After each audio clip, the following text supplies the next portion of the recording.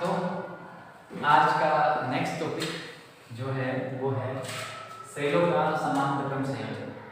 और हम पिछले लेक्चर में पढ़ के आ चुके हैं कि सेलों का जो श्रेणीक्रम संयोजन होता है वहाँ पर जो तुल्य विद्युत वाहक बल होता है वो equivalent equals to E1 + E2 होता है और R इक्विवेलेंट जो होता है वो R1 + R2 होता है।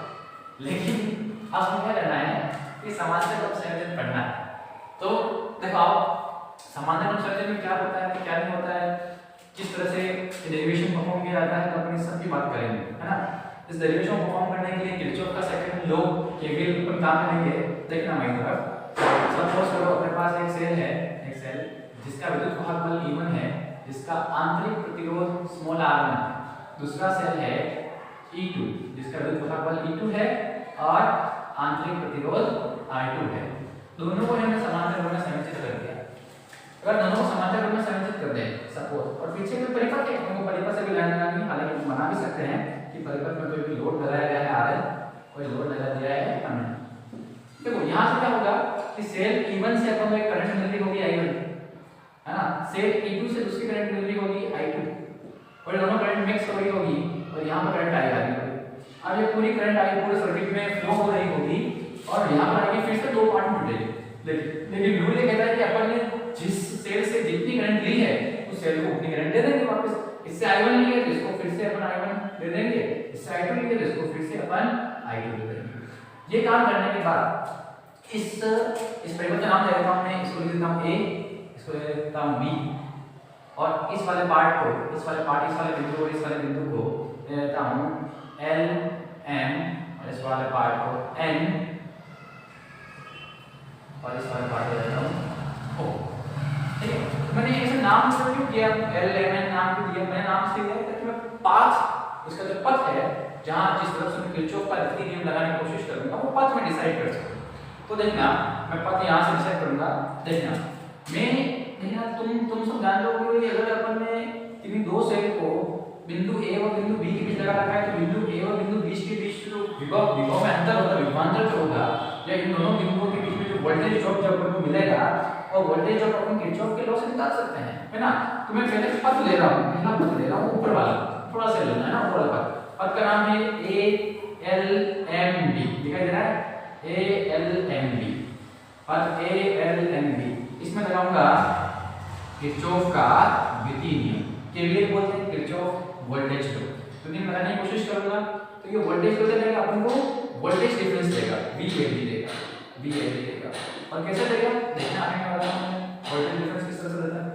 देखना जैसे मैं यहाँ चलूंगा, यहाँ चला पॉजिटिव से नेगेटिव चला सेल पर, तो सेल का विद्युत वाहक बल कितना है E1, तो प्लस का E1 दिखाया जाएगा, है ना। फिर मैं चल रहा हूँ आगे चल रहा हूँ, मेरे पास करंट अपोजिट डायरेक्शन में आ रही है, यहाँ पर इंटरनल आंतरिक प्रतिरोध मेरे पास R1 है और मैं धारा की विपरीत दिशा में जा रहा हूँ, धारा की विपरीत दिशा में धारा अपने सामने से मिल रही है, तो यहाँ माइनस का I1 R1 लगना है ना। इसको इक्वेशन नंबर समीकरण नंबर लिखते हैं। ऐसा किरचॉफ का द्वितीय नियम अपन दूसरे पथ में लगाएंगे। पथ नंबर, पथ का नाम दे दो ANOB में केवीएल लगाओ। देखना ऐसा केवीएल लगाएंगे तो किस तरह से देखना, यहाँ से अपन को एक सेल मिल रहा है, सेल प्लस से माइनस पर जा रहे हैं, यहाँ पर भी विभव में अंतर मिलेगा, VAB मिलेगा और यहाँ पर सेल आ रहा है अपने पास E2, आगे लगा एक प्रतिरोध मिल रहा है, लेकिन प्रतिरोध में धारा आगे विपरीत दिशा में, तो यहाँ जाएगा माइनस और यहाँ हो जाएगा I2 R2। ये बात है, ये अपना इक्वेशन नंबर, ये जो आ जाएगी इक्वेशन नंबर सेकंड आ जाएगी। देखना इक्वेशन नंबर सेकंड आ जाएगी। अपन क्या करने वाले हैं, अपन एक्चुअली टोटल करंट निकालने वाले हैं इस इक्वेशन में। तो अपन इक्वेशन फर्स्ट से भी करंट की वैल्यू निकाल सकते हैं, इक्वेशन सेकंड से भी करंट की वैल्यू निकाल सकते हैं, इक्वेशन फर्स्ट से I1 की वैल्यू निकाल सकते हैं, इक्वेशन सेकंड से I2 की वैल्यू निकाल लेंगे और दोनों को जोड़ लेकर टोटल करंट इस सर्किट का फाइंड कर लेंगे। देखना मुझे बताओ, एक काम करते हैं, यहाँ से I1 की वैल्यू फाइंड कर लेता हूं। बताओ I1 की वैल्यू किस तरह से निकाला, देखो इसको उधर भेजूंगा और इसको इधर लाऊंगा। देखना कोशिश करना समझने की, इस I1 R1 को उधर भेजूंगा तो I1 R1 तो प्लस का हो जाएगा और देखना E1 तरह से था और इसमें V को उधर भेजूंगा तो माइनस का V हो जाएगा, है ना। देखिए सब देख रहे हो, और मुझे तो I1 चाहिए ना ओनली, मैं R1 को क्या कर दूंगा डिवाइड कर दूंगा। इसी तरह से R2 भी फाइंड करूंगा, R2 को फाइंड करूंगा। देखना इसको तो ट्रांसफर करूंगा, ये हो जाएगा R2 इक्वल्स टू ये हो जाएगा E2, ये मिलेगा उधर जाएगा तो ये हो जाएगा E। देखो मैं इसको V को ओनली V लिख रहा हूं, दिक्कत नहीं आनी चाहिए। ये voltage drop between point A and B है तो वोल्टेज ड्रॉप को अपन V लिखते हैं। और मुझे I2 की वैल्यू चाहिए तो मैं काम कर देता हूं R2 को डिवाइड कर देता हूं, बस आपका इक्वेशन 1 से फिनिश हो जाएगा। इसको इक्वेशन फर्स्ट ले लेते हैं, इसको इक्वेशन सेकंड ले लेते हैं। अब आपको करना कुछ नहीं है, आपने एक काम करना है, आपको डबल करंट निकालनी है ना। तो कुल धारा जो होता है कुल धारा कैसे निकाले, I कैसे निकाले, I1 प्लस I2 है ना। I बराबर I1 का मान देखो ये E1 minus V upon R1 plus I2 का मान होगा देखो ये E2 minus V upon R2। एक काम करता हूं मैं सेपरेट करता हूं, E1 के नीचे भी R1 माइनस V के नीचे भी R1 है ना, प्लस E2 के नीचे भी R2 माइनस V के नीचे भी R2 ले लेता हूं। एक काम करता हूं, देखना अभी बहुत सारे स्टेप्स यहां फॉलो करने पड़ेंगे तुम्हें, क्या देखना। अब यहां पर एक दिक्कत आ रही है तुम्हें, किस तरह से काम होने वाला है, किस तरह से काम होने वाला है देखना। यहां से E1 R1 यहां से प्लस का E2 R2 बचा, E2 R2 बच गया, तो मैं इन दोनों टर्म में से अगर माइनस V कॉमन ले लूं तो यहां से मुझे मिलेगा 1 अपॉन R1 प्लस का और यहां से मिलेगा प्लस का 1 अपॉन R2। ये स्टेप बहुत अच्छी स्टेप है, अगर ये इसका समझ आएगी तो सब कुछ धीरे समझ में आने लगेगा, ठीक है। अब सुनो, अपन को पता है तुलना किससे करनी है, अपन को तुलना करनी है विद्युत वाहक बल और टर्मिनल वोल्टेज में संबंध से, और वो संबंध होता है V बराबर E माइनस I होता है क्या संबंध। तो अपन को इस V को अकेला रखना है, V को अकेला रखना है और बाकी इसको पूरी इक्वेशन को इस तरह से सेटल करना है और तरह से सेटल करना है। देखो मैं करने की कोशिश कर रहा हूं, मेरे को ध्यान देना, कोशिश करना है, देखना ये I मैं काम को इन दोनों का लघुत्तम ले लेता हूं, लघुत्तम होगा R1 R2, एलसीएम ले लेता हूं, लघुत्तम ले लेता हूं। R1 से R1 गया तो R2 मल्टीप्लाई होगा तो E1 R2 प्लस R2 से R2 गया तो E2 के साथ मल्टीप्लाई होगा R1, ठीक है वेरी गुड। अभी तो कोई समस्या होगी नहीं ना। और ये माइनस का V 1 upon R1 plus 1 upon R2। मैं काम करता हूं इस वाली टर्म को इधर लेके आता हूं, इस I को उधर लेके जाता हूं, देखना तो इधर आएगी तो ये प्लस की हो जाएगी, तो प्लस का V 1 upon R1 plus 1 upon R2 और इधर था E1 R2 minus E2 R1 upon R1 upon R1 into R2। और आप इस I को प्लस के I को उधर भेजोगे तो माइनस का I आ जाएगा। यहां तक बातें तो सॉर्टेड थी और इससे आगे हम इसका क्या स्टेप फॉलो करेंगे देखना। जिसको भी सिस्टम में उतारना नहीं है वो पॉज करके एक बार इसको नोट कर लें ताकि अपन आगे प्रोसीड कर सकें। देखना